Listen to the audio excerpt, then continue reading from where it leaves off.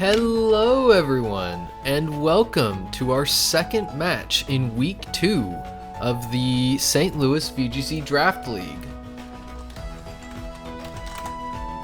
Today we have the current #1 player in the league, Senna, coach of the Sennamances, up against Andro.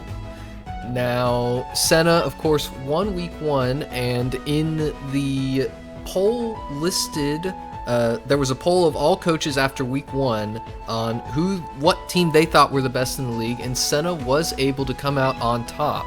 Senna, of course, having a very, very strong Sandstorm core, Mega Tyranitar, Excadrill, Corviknight, Como-o, and that Houndstone. We see a lot of that core coming today, but when I was looking into these teams, I really expected to see the Rotom come today because of that Mega Staraptor on the other side. So, Senna bringing the Mega Tyranitar, Excadrill, Houndstone, Corviknight, Infernape, and Clawitzer up against Andro's Mega Staraptor, Mega Eelektross, Mudsdale, and I didn't get to see the rest, unfortunately. A bit slow on the casting there, but we'll see. Mega Staraptor seems like it's very threatening, but we don't see it up first. We see Slowking and the Khangaskhan up against Infernape and Corviknight.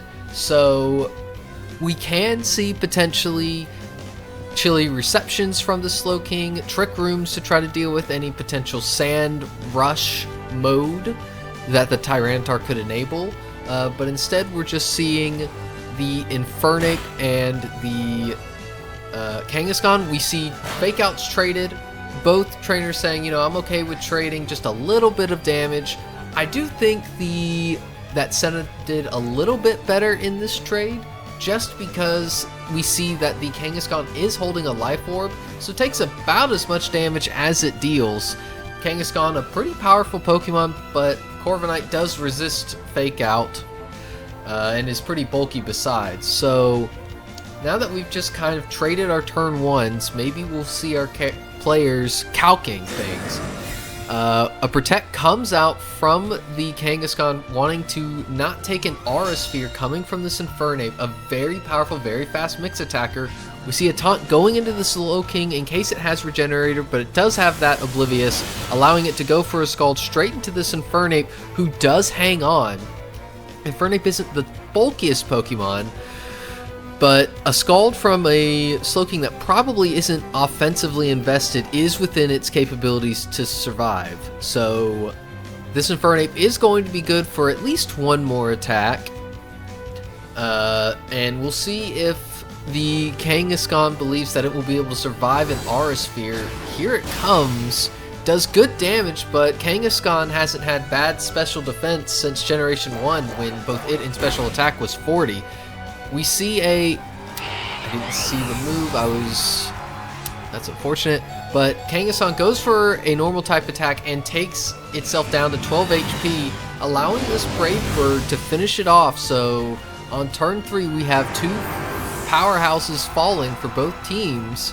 Corviknight takes a bit of recoil and opens itself up. There is a Trick Room, so we will see what's in the back. Now, I'm not the most familiar with Clawitzer. It does have 59 base speed, not slower than Slowking, but potentially enough to outslow a lot of things on Andro's team. We'll see if that's something he brought, respecting this Trick Room mode. For Andro, I'm curious if we'll see the Mudsdale, or I would assume the Eelektross, just because I don't think you'd bring Mega Staraptor if you're expecting the Trick Room mode. We do see the Eelektross, incredibly threatening, especially under Trick Room. Now, the Houndstone does have a lower base speed stat than a Mega Eelektross, but not of normal Eelektross. So I'm really curious if we're going to see Andro not Mega Evolve here, just to make sure he has the speed advantage under Trick Room. Mega Eelektross has incredible offensive stats, but even without Mega Evolving, Eelektross is not weak. It's definitely a massive threat to this Corviknight, even without a Mega Evolution. The Houndstone, on the other end, could be trying to go for a Last Respects into the Slowking. It hasn't taken much chip, but 100 base power stab ghost attack is still threatening. We see the Mega Eelektross come out. We'll see if it's invested as far, in as little as possible, a negative speed nature, no speed EVs to underslow some of these Pokemon. A Scald goes into Houndstone, fishing for a burn. Does not get it. A Thunderbolt into Corviknight does not connect due to the respect. And we see a Last Respects into the Mega Eelektross, doing good damage, but that does mean that the Houndstone has enough speed investment to normally outspeed this Mega Eelektross. So this Mega Eelektross probably just going for bulk and special attack, and is just salivating. This Mega Eelektross is salivating at the opportunity to take out the Corviknight. However, of course, Tyranitar comes in, wanting to be able to take this, and we see a Heal Pulse playing Protect the President a little bit. Eelektross gets healed massively. Basically, all of the damage it just took is completely healed. We see the Last Respects coming out. It seems to be going into the Slowking this time, so the Eelektross is not going to get further Heal Pulse support. Now, we saw the Thunderbolt do over half to Tyranitar, but that was a crit, nullifying the special defense boost. So we have to wonder, will it go for a Mega Evolution to be able to survive another Thunderbolt? Both of Andro's Pokemon are probably faster in Trick Room. There's still 2 turns of it left, so you can't outstall the Trick Room. You're going to face 1 turn of Trick Room without protection, or at least without guaranteed protection of a double up. Tyranitar switches out, doesn't want to Mega Evolve here, doesn't want to take a ground move, switches into the Corviknight, predicting that. We see a Body Press going into that slot as a mid-ground play.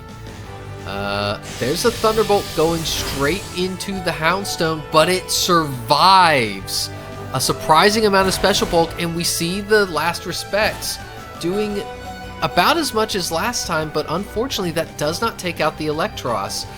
If the Tyranitar had stayed in and fallen, that would definitely have been able to take out the Eelektross with the increase of 50 base power, but wanting to save that Mega Tyranitar for later after the Trick Room. Both of Senna's Pokemon could have Protect. We haven't seen their full moveset, and could outstall the Trick Room.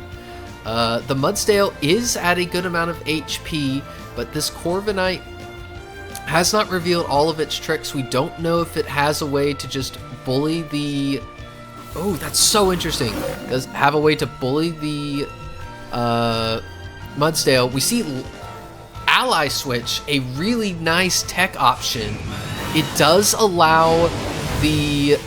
Oh, wow, I did not expect this turn to go this way. Ally Switch allowed the... Forced the Mudsdale to use a ground move into a flying type, and then Corviknight... I didn't consider this. We hadn't seen it before, but Corviknight does have notably less speed than Mega Eelektross. Could be min speed invested on that Corviknight just for the Trick Room matchup, and at the amount of HP the Mega Eelektross was at, even a resisted Brave Bird was enough to take it out. So this game suddenly looks very risky for the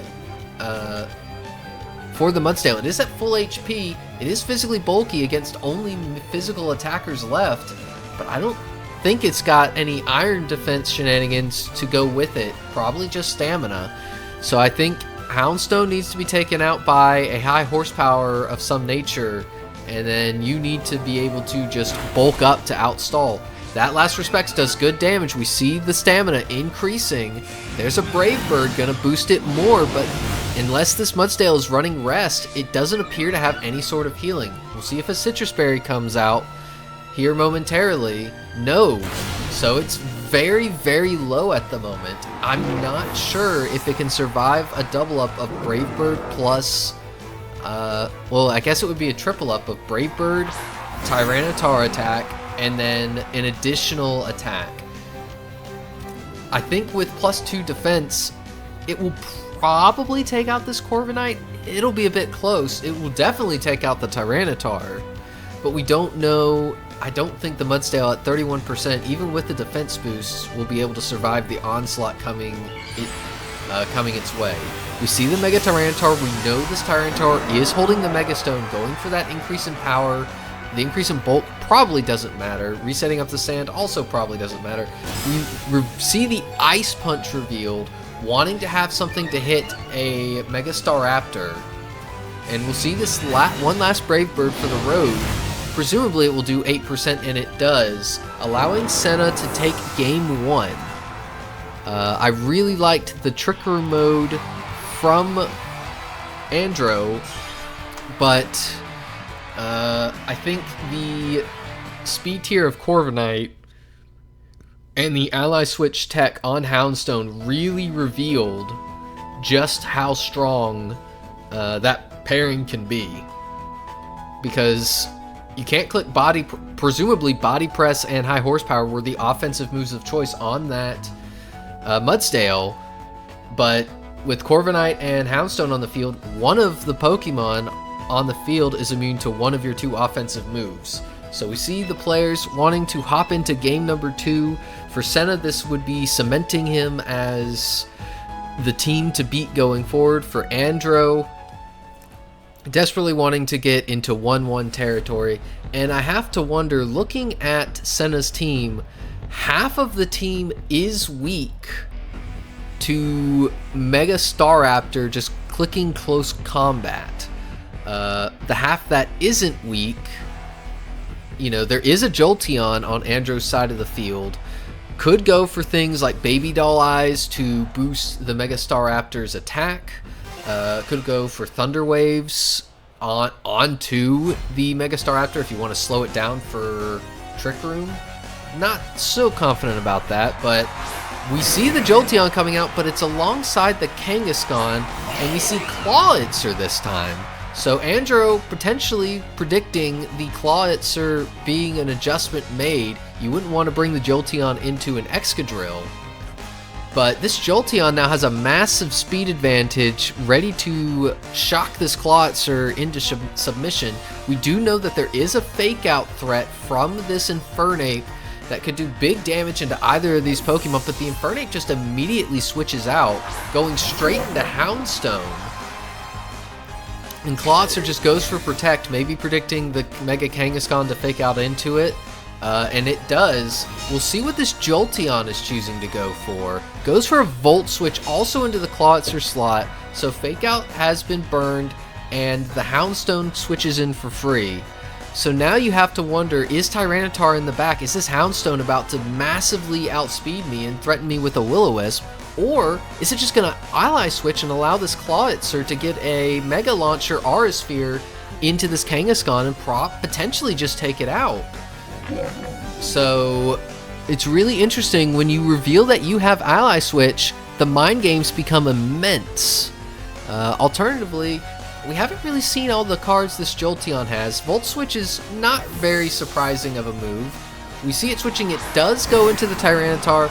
Senna has revealed all 4 of his Pokemon, and Volt Switch won't be doing that much damage. And Khangaskhan switches out into that Mega Staraptor, choosing, hey, I want to get this attack drop on the Houndstone, and catches the Tyranitar as well.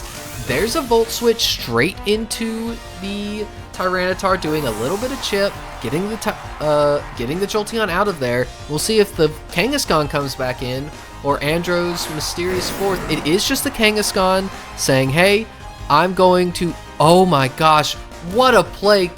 Going for Will-O-Wisp, but it's Will-O-Miss this time. That would have crippled the Staraptor. Now this Khangaskhan could have the Scrafty ability and allow it to fake out this Houndstone, protecting the Khangaskhan, or protecting the Staraptor from another Will-O-Wisp, and allowing the Staraptor to start setting up close combats into the Tyranitar. Alternatively, we could see a double up into the Houndstone, Brave Bird plus a fake out just to try to take it out. Tyranitar switches out immediately, not wanting to risk a close combat, going into Infernape. And we see the Staraptor Mega evolving into its fighting flying form. getting a massive offensive boost in both speed and attack. There's a Fake Out into the Houndstone, doing good chip. That Life Orb, even a weak move like Fake Out, is allowing it to do good damage. Houndstone flinches. There's Tailwind saying, hey, why take advantage of speed one turn when I can be the faster Pokemon for the rest of the sand? I believe this does match the Sandstorm. It does. So this Houndstone is no longer the fastest thing on the field.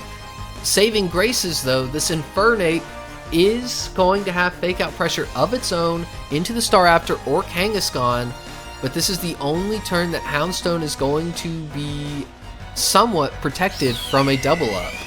And I'm not sure with that how much damage that Fake Out did from not Mega Khangaskhan, I'm not sure a Brave Bird or just a strong normal move will not just take out the Houndstone. And I'm not sure the Infernape will stay up either. It can't be Sash because, if it was, it would already be chipped off. We see a Protect coming out from the Staraptor, anticipating a Fake Out into that slot. And he does get the read correct. So Khangaskhan is going to still be slower than the Houndstone. Very interesting, even with the Tailwind. A pretty large speed advantage in favor of the Khangaskhan by base stats. But a Facade, that was the move. I didn't recognize the animation. I didn't see the name. Senna getting hit by the boosted Facade. Will-O-Wisp on the Houndstone for fast Will-O-Wisps is a massive usual part of the strategy. And Khangaskhan, knowing this, wanting to take advantage of it, and does. Now, this isn't perfect. The Kangaskhan's almost at half health despite not taking any hits, just from Life Orb recoil, Sand recoil, and Burn. It is going to get worn down quickly, but it has a move. It basically has Giga Impact every turn, 10 base power difference. I'm so worried about going from 150 to 140. And both Pokemon on Andro's side of the field have the speed advantage, which is absolutely massive. A close combat goes into the Infernape, wanting to set up the defenses, but a Facade is just going to slam to this Clawitzer and take it out. And at this point, you have to believe that the Infernape and Tyranitar are just quivering in their boots. This Mega Staraptor and Facade Khangaskhan core is massively threatening. Even with the chip damage, Khangaskhan down to about a third, that's just not enough. There's one more turn of Tailwind up for Andro, and Infernape's already used its Protect. And even if Tyranitar protects, the Khangaskhan should outspeed the Infernape and be able to take it out, and it can't go for a Protect without a large risk of failure. So at this point, I think Senna needs to consider what adjustments they want to make Game 3. I'm not sure the Clawitzer came and just didn't really get a chance to participate, being immediately threatened by that Jolteon. The double electrics on Andro's side of the field make this a very daunting prospect for the Clawitzer to come. I'm wondering what the rationale was of bringing that Pokemon to this matchup. Aura-Sphere into the normal types, Ice Beam, strong Ice Beams into the Staraptor perhaps. We see the close combat going straight into the Tyranitar, easily going to take it out. No chance for it to survive, no Chople Berry possible. We do see that there was a double protect into this Infernape, but at this point you have to wonder, is Andro just going to preserve differential, swap out the Khangaskhan? That's assuming, of course, this Staraptor is not EV to outspeed Infernape and just click Brave Bird into it, or it just goes for close combat, probably enough to take out the Infernape. No bulk appearing to be on this ape, and Andro is going to bring it back to a 1-1 game. So very good job to him bringing it back after that Game 1, where the ally switch plus the Corviknight really allowed the game to tilt in Senna's favor. But now we have to consider, okay, we haven't seen the Excadrill all series. Now, I'm not saying I really expect to see it with a Mega Staraptor that it can't really deal with a Mega Eelektross that it can't hit with a ground type attack. But that is a large part of the Sandstorm team's game plan that just isn't available into the dual Megas of Andro. So we will see how we want to adjust. I think Senna is just kicking himself after the facade was revealed in Game 1. Going for a burn onto the Khangaskhan was very risky, and the risk did not pay off for Senna. So we have to wonder, what are we going to see going forward? Again, with only one electric immunity and no resist on his team, this is a very poor spot for Senna with the dual electric type core on Andro's team. And you have to wonder, are we going to see the Excadrill, the last Pokemon that has not been brought to deal with electric types like this Jolteon? Instead, we see the Infernape and the Corviknight immediately. And this Corviknight wants absolutely no part of this Jolteon. Same lead from Andro as Game 2. We saw that an immediate Volt Switch was the Jolteon's move of choice. We don't know what other options it has. It just went for Volt Switch a couple of times just to immediately swap into a Pokemon with a better position. In this case, it was the Mega Staraptor, or last game that was the case. We could see a trade of Fake Outs again. A Fake Out would do pretty good damage into this Jolteon. Jolteon not exactly being a physically robust Pokemon, of course, with the 65 HP, 60 defense. We see a Fake Out into the Khangaskhan and a Volt Switch going into Corviknight. Now, Corviknight does manage to survive, allowing it to eat a Citrus Berry to get back to a respectable amount of HP, and allowing it free reign to get a move off. Now, this is a very interesting reveal that Jolteon's Volt Switch was not going to do that much to this Pokemon. We see the Staraptor come out, going for Intimidate, but the Staraptor's Intimidate is reflected by the Mirror Armor onto the Staraptor, and we reveal that the Infernape has a White Herb to return its attack to normal, which is very interesting, because we haven't seen it go for any physical attacks, and presumably you'd want the White Orb for this Intimidate. So yes, it has Fake Out, but you can't use that after turn 1. So what is this Infernape going to go for? Now, on Senna's side, finally having the speed advantage. Trick Room turn 1 put it in Andro's favor. Tailwind turn Game 2 put it in Andro's favor. Senna finally has the advantage in speed, and we'll see what he does with it. Mudsdale coming out, all 4 Pokemon for Andro revealed now, and we see an immediate Mega Evolution into this Mega Staraptor, hoping beyond hope that the doubled speed on the Corviknight does not allow it to get a Brave Bird off immediately. Infernape goes for Heat Wave, and Staraptor misses. Oh, that's tragic. Mudsdale takes it fairly well, taking about a 30%, but a dual Wing Beat is not quite enough to take out this Infernape. It will have the opportunity to go for one more Heat Wave. We see the Brave Bird from the Corviknight go into the Staraptor, and that Heat Wave miss, it was critical. Staraptor would have gone down had the Heat Wave connected. So Infernape still does have Heat Wave access, still can threaten the Mudsdale and the Staraptor. Nothing wants to switch into this Heat Wave, but the Staraptor could go for a Protect to try to stall out this Tailwind. It's only there for a couple of more turns.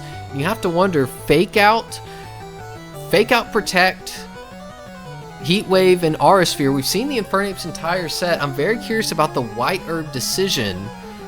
I'm curious what speed, maybe a speed drops? I'm not quite sure what stat drops it was worried about. We see the Houndstone coming in, replacing the Corviknight, predicting a Body Press. We see the Heat Wave come out, And it does hit this Mudsdale, taking it down very low. We'll see if this Mudsdale tried to take out the Corviknight. And no, it went into the Infernape. So a double up into this Mudsdale could have potentially taken it out. We will never know, but this does mean that we could see a Tyranitar come out just to ensure the speed advantage for this Houndstone, and we do see it. Now, we know Mudsdale is very, very slow. It's the slowest Pokemon on either person's team with the exception of the Slowking. And with the Trick Room mode on Andro's team, you have to imagine that Senna has the speed advantage this turn on the last turn of Tailwind. There's no way with effectively 4 times speed, the Houndstone does not have the ability to go before the Mega Staraptor. But there is a normal type in the back that could bait a Last Respects not to be clicked. But Senna says, I don't think you're going to switch into it. I'm going to take out this Staraptor. Even if you switch, that still leaves me with Tyranitar not getting hit with a close combat. So, and here's the Ice Punch. We saw in game 1, and Andro does lose his Mudsdale to it, even at +2 defense. Now, good news for Andro, the Tailwind does fall, allowing the Khangaskhan and the Jolteon to get a speed advantage on the Tyranitar, but this Houndstones could still have a speed advantage. You have 1 turn of stalling it out with Fake Out, and maybe another turn with some Protects, but that still leaves a few turns where we have incredibly dangerous Pokemon on Senna's side of the field. If I'm Senna, you have to think that you want to take out this Khangaskhan so it can't go into this Houndstone. You definitely don't want to burn the Khangaskhan this time. And if I'm Andro, I'm thinking to myself, with the Corviknight so low, this Khangaskhan is probably my strongest option here. I need to take out this Tyranitar because it's the only thing that can potentially stand up to my attacks. However, we've seen Fake Out, we've seen Protect, and we've seen Facade. We haven't seen any sort of coverage option on this Khangaskhan, so maybe it's got a fighting move to hit this Tyranitar. We see the Protect on the Tyranitar wanting to stall a little bit, let some chip accumulate, let Fake Out, Life Orb Recoil accumulate, and instead we see an Electro Web. Interesting tech from the Jolteon, causing a speed drop on the Houndstone. And now, even with the doubled speed from the sand, that -1 speed drop, you have to think Andro calced this and thought to himself, I can outspeed with at least some of my Pokemon. Surely the Jolteon outspeeds now. And with another Electro Web, Houndstone will effectively be in a position where it's at neutral speed with no sand, and Khangaskhan can get a big hit off. So Andro really saying, I am going to have the speed control in this matchup with Trick Room, Electro Web, and Tailwind options. Here comes another Electro Web, and Houndstone is going to go down to 30%. And wow, this Khangaskhan is just not speed invested at all. The Khangaskhan goes for low kick into the Houndstone and not the Tyranitar. Allowing the low weight on Houndstone and the lack of stab does allow the Houndstone to hang on, and suddenly the amount of speed invested in this Khangaskhan versus this Houndstone seems to have made this a very difficult position for Andro. The Khangaskhan only has 5 or so more hits with the Sand and Life Orb Recoil. The Houndstone is going to be swapped out, saying, hey, I want to save this for a little bit later. I know you have Low Kick.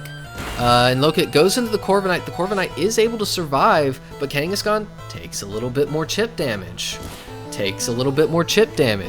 Sandstorm and Life Orb are absolutely chipping it down. And so we have 1 more turn of Sand. We could see his Tyranitar swap out into the Houndstone if that's how Senna wants to win this, by stalling out this endgame with Life Orb and Sandstorm chip. Khangaskhan's got to go for 3 more attacks to take out all of Senna's Pokemon. That's 30% just from Life Orb. And if either of these Pokemon just click an attack, surely the Khangaskhan will not be able to survive. Tyranitar switches out, wanting to be able to reset up the sand. The Houndstone comes out.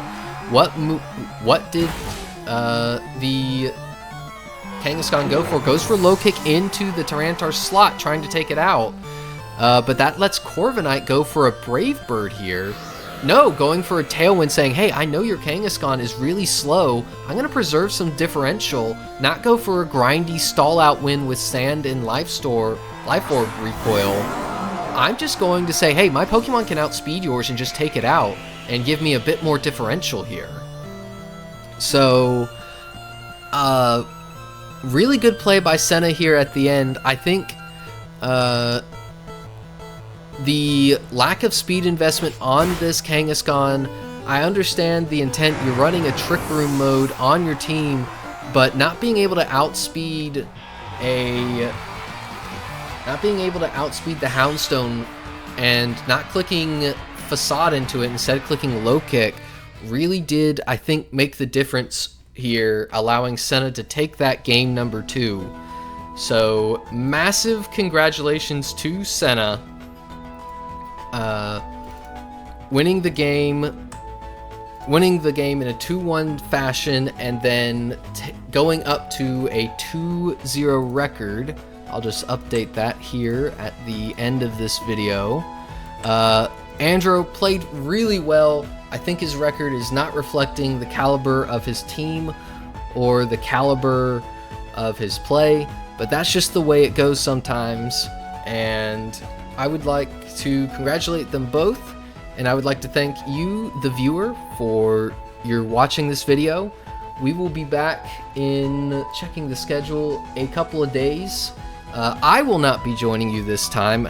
For one, I will be battling in the next match against Southside Braves, so you'll have a different commentator, and we'll see if I'm able to battle.